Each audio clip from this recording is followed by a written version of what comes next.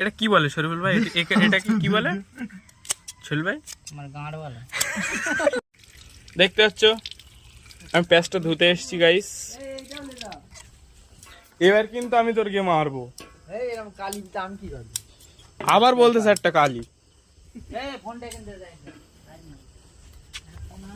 দেখতে পাচ্ছ গাইস আবার একটা ধুতে আসলাম।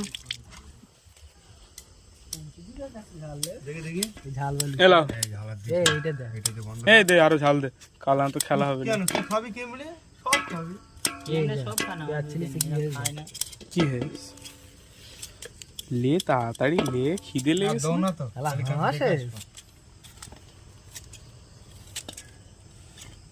ও হাবিব দা ওরকম করে কাটছো কেন? কাঁচিটা ভালো করে ধুয়ে লে কাকু।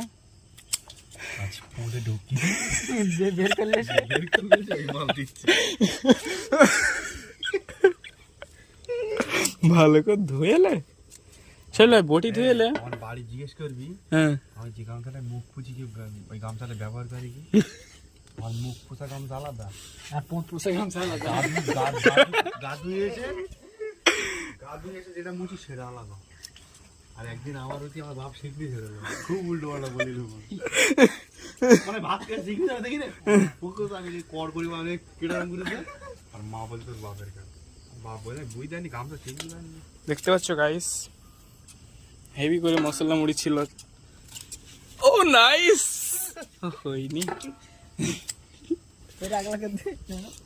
গাইস। দেখতে পাচ্ছ গাইস আমাদের কারখানায় 1 নম্বর হচ্ছে পাগল শুয়ার এইটা।